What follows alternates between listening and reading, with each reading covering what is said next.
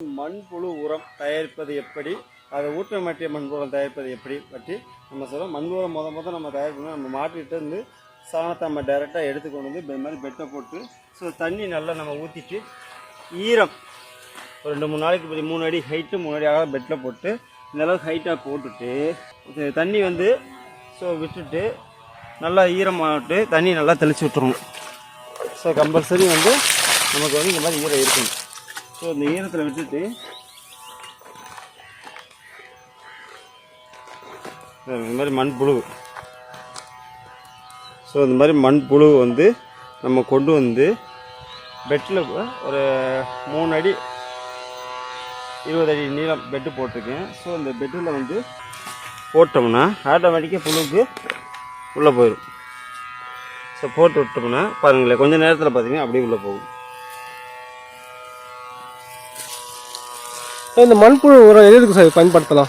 நம்ம சாண உரமாக போடுறப்ப என்ன சார், களைகள் இப்போ மாடு சாப்பிட்டோன்னே எச்சம் போட்டோன்னே அதை கொண்டு போய் காட்டில் கொட்டோம்னா அது எச்சம் ஆகும். அப்போ அந்த எச்சம் என்னென்னா புழு விதைகள் போல டேரெக்டாக விழுக ஆரம்பிச்சு. இப்போ டேரெக்டாக களைகள் அதிகமாகும். களையை கண்ட்ரோல் பண்ணுறதுக்கும் நம்ம சாண எருவு போட்டால் இந்த வருஷம் எருவு போட்டோம்னா அடுத்த வருஷம் தான் அங்கே எடுக்கும். இப்போ உடனே நமக்கு ரிசல்ட் வரணும்னா இந்த மாதிரி 3 மாதம் பெட்டில் போட்டு இந்த மாதிரி புழு சாப்பிட்டு இந்த மாதிரி புழு விட்டு இதை தண்ணி அடித்து ஒரு 90 நாள் இந்த பெட்டில் இருக்கும். இதில் சாப்பிட்டு குறுனே எச்சம் வரும். அதை நம்ம ரெகுலராக வலித்து அதை இந்த மிஷினில் போடுறோம். இந்த மிஷினில் போட்டு நம்ம என்ன பண்ணுறோம், சலிக்க ஆரம்பிச்சிடறோம். சலிச்சு வர அந்த குருணத்தை இந்த பக்கம் போட்டுக்கோங்க, இந்த பெட்டில் போட்டுக்கோங்க.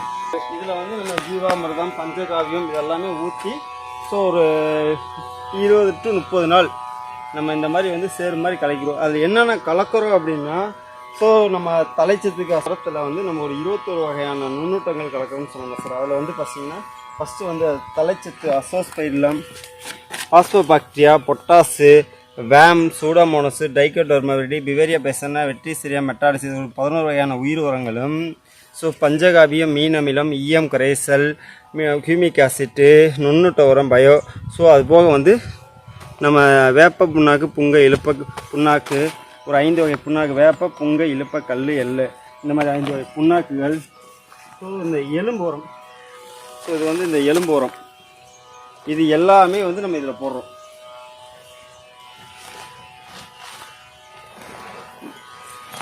மம்பட்டி எடுத்தாங்க இது மாதிரி போட்டு இந்த ஒரு அசோஸ் போயிடலாம்.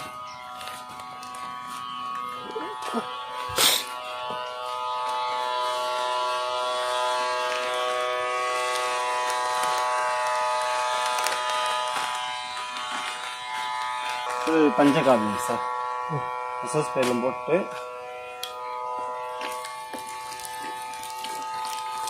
பஞ்சகாவியம் தெளிக்கிறீங்க? ஆமாம், பஞ்சகாவியம் தெளிக்கிறேன் சார்.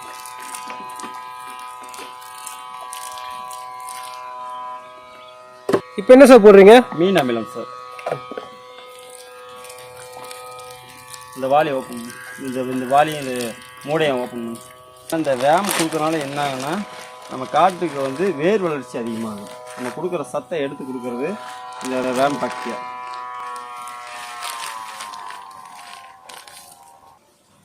அடுத்து ஜீவாமிர்தம்.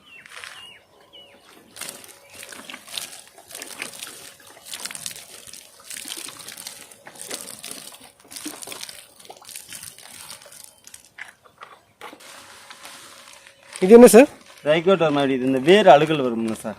ஏன்னா எல்லா பயிர்லையுமே கம்பல்சரி மண்ணில் இந்த அழுகல் சம்மந்தப்பட்ட ஒரு அப்போ இது டைகோடர்மாவிரிடி போட்டோம்னா அந்த வேறு அழுகல் இதில் கண்ட்ரோல் பண்ணணும். ஒவ்வொரு காய் வெள்ளாமையும் நம்ம காய் ஊறுறதுக்கு பயன்படக்கூடிய நம்மளது பயோ பொட்டாஸ்.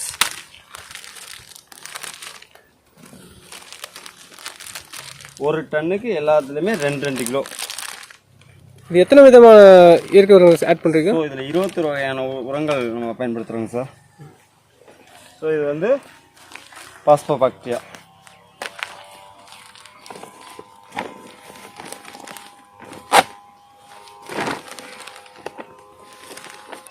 ஈரல் வாடல், இலைவாடல் நோய் இந்த வாழையில் அதிகமாக வரும் சார். இதை கண்ட்ரோல் பண்ணுறதுக்கு சூடாமோனஸ் சார். பெசிலமைசிஸ் லெமட்டோட கண்ட்ரோல் பண்ணும். இதில் என்னென்னா இந்த கொய்யாவில் அதிகமாக பிரச்சனை லெமட்டோடு வரும். ஸோ இந்த லெமட்டோட கண்ட்ரோல் பண்ணுறதுக்கு இந்த பாக்டீரியா பெசிலியோ மிஸ்ஸிஸ். மோரம் மைக்ரோ நுண்ணூட்டம் தேவை. ஸோ இந்த மைக்ரோ நுண்ணூட்டம் வந்து இதில் போடுறோம். அதை எடுங்க கத்திக்கணும். நுண்ணூட்டம் வந்து இதில் ஆட் பண்ணிடுறோம். ஸோ இதை ஆட் பண்ணிட்டோம்னா நமக்கு காய் ஊறுறதுனால நுண்ணூட்டங்கள் இதிலே கிடச்சிருது. ஸோ இது வந்து நம்மகிட்ட பவுடர் ஃபார்மாகவே கிடைக்கும், அவைலபிள் இருக்குது. இது ஸ்ப்ரேவுக்கும் கொடுக்கலாம், இது இதுலேயும் கலந்துடலாம். வேப்ப, புங்க, இழுப்ப, கடலை, எள்ளு, ஸோ 5 கலவை புண்ணாக்கு நம்மகிட்ட இந்த அவைலபிளில் இருக்குது. இதையும் வந்து நம்ம இதிலே கலந்துடும்.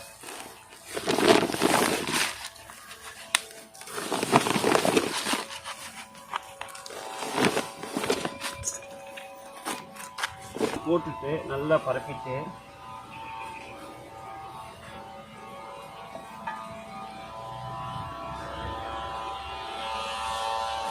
ஸோ மம்பட்டியில் வந்து நம்ம கலவை போடணும். ஸோ வந்து 20 வகையானது போட்டுட்டு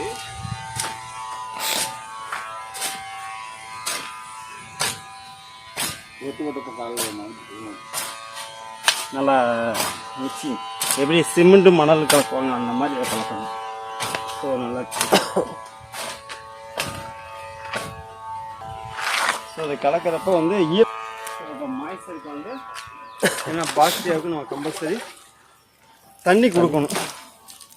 ஸோ அப்போ வந்து இது என்னென்னா நம்ம இதை வந்து ஈரம் போட்டு தான் கலக்கி வைக்கணும்.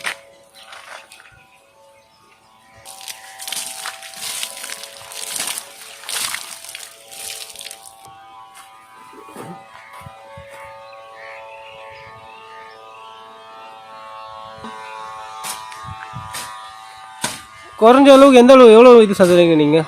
மினிமம் ஆர்டர் வந்து 100 கிலோ வரைக்கும் நம்ம சப்ளை பண்ணுவாங்க. 500 கிலோவுக்கு எல்லாத்துலேயுமே இப்போ ஒரு கிலோ போட்டிருக்கீங்க. இப்போ ஒரு 500 கிலோ தேவைப்படுது அப்படின்றவங்களுக்கு நீங்கள் எத்தனை நாளில் கொடுப்பீங்க? சார் நமக்கு வந்து எப்போயுமே இது அவைலபிள் இருந்துகிட்டே இருக்குது. என்ன காரணம்னா நம்ம வந்து ஒரு மாதத்தில் ஒரு 20 டன்னு நம்ம அதை ப்ராசஸ் பண்ணுறோம். 20 டன் நமக்கு எப்போ கேட்டாலும் அவைலபிள். பல்க்கு வேணும்னா நம்ம முன்னாடியே அட்வான்ஸ் நம்ம சொல்லணும், அப்போ தான் இது ப்ராசஸ் பண்ணி வைக்க முடியும். ஏன்னா இதை தயார் பண்ணி வச்சு ஒரு 30 நாள் டு பெட்டில் இருந்துச்சுன்னா இந்த பாக்டீரியா வந்து டெவலப் ஆகும். ஒரு ஏக்கருக்கு வந்து மாட்டு சாணம் டைரெக்டாக கொட்டினாங்கன்னா 10 டன்னு கொட்டுவாங்க. ஸோ வெறுமையாக கொட்டினாங்கன்னா 5 டன்னு கொட்டுவாங்க. இந்த மாதிரி ஊட்டமேட்டி போட்டோம்னா ஒரு ஏக்கருக்கு 500 கேஜி போட்டால் போதும். ஸோ ஃபஸ்ட்டு உழவில் போட்டாலும் ஓகே, இல்லை நவதானியங்கள் போடுறப்பயே போட்டு விட்டு உழுது நவதானியங்கள் போட்டு முளைச்சி 45 நாள் மடக்கி விட்டு பண்ணாங்கன்னா நெம்ப சத்தாக கிடைக்கும். இல்லை அது போட தவற விட்டால் இதை டைரெக்டாக ஒரு 500 கிலோவை டைரெக்டாக போட்டலாம். அதே மாதிரி இந்த கண்ணுகள் நடுறாங்களே சார், அப்போ வந்து பார்த்திங்கன்னா கண்ணு நட்டு 10 நாள் காயும், ஒரு இப்போ 3 மாதம் கழிச்சு காயும். ஸோ அந்த மாதிரி பிரச்சனை வரப்போ இதை வந்து அடியில் வந்து ஒரு மரத்துக்கு ஒரு கிலோ, அது என்ன கன்று நட்டாங்கன்னு சரி, இப்போ 2க்கு 2 குழி எடுத்தாங்கன்னா அடியில் போட்டு கொஞ்சம் தாய் மண்ணை வந்து மேலே போட்டுவிட்டு நட்டுட்டாங்கன்னா அந்த வேர் பிடிச்சி கீழே வரப்போ அந்த பிரச்சனை வரப்போ இது ஸ்டாப் பண்ணி கிடைக்கும். ஸோ இந்த மாதிரி கலந்து 30 நாள் பெட்டில் வச்சுருந்து அப்புறம் வந்து நம்ம பயிர்க்கிடணும். ஸோ நம்ம பேக்கிங் மினிமம் பேக்கிங் வந்து ஒரு 30 கிலோ போடுறோம் அந்த பயிர்.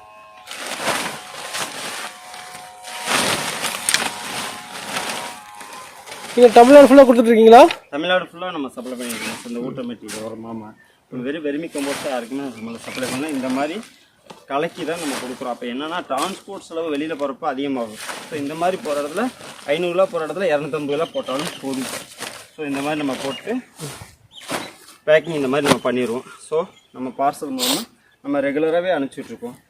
இப்போ ஆந்திராவில் இருக்க ஒரு நபருக்கு தேவைப்படுது, அது எப்படி இது பண்ணுவீங்க? எல்லாத்துக்குமே டிரான்ஸ்போர்ட் அவங்க கேட்குற குவான்டிட்டி பல்காக இருந்துச்சுன்னா அவங்க வண்டி வச்சு எடுத்துக்கலாம் சார். நான் இங்கேருந்து என்னோடய ப்ரொடக்ஷன் பேக் பண்ணி வச்சுருவேன். அவங்க வந்து எடுத்துகிட்டு போகிறதுக்கு பல்க்னா வண்டி அனுப்பிச்சா நான் அனுப்பிச்சி விட்ருவேன், ஏற்றி விட்டுருவேன்.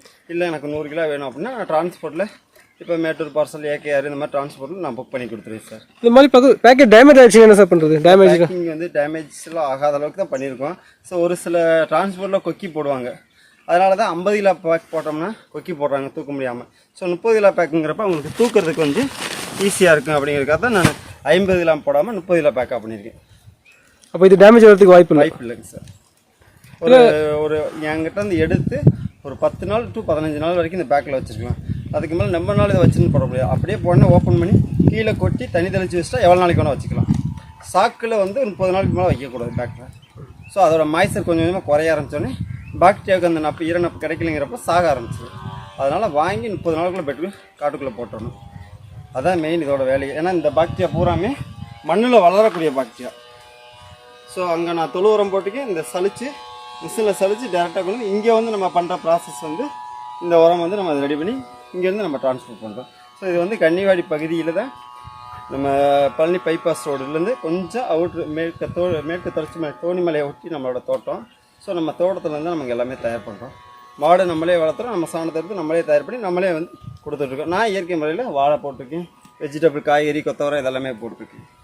நான் இந்த மண்புழு உரம் ஊட்டமேற்றிய மண்புழு உரம் தேவைப்படுபவர்கள் அழைப்பதற்கு என்னுடைய நம்பர் வந்து 9786748944. தேவைப்படுவர்கள் அழைக்கவும், வாட்ஸ்அப் மூலம் ஆர்டர் கொடுக்கவும். நான் டெலிவரி பார்சல் பஸ் அனைத்து பார்சலுக்கும் நான் அனுப்பி வைக்கப்படும்.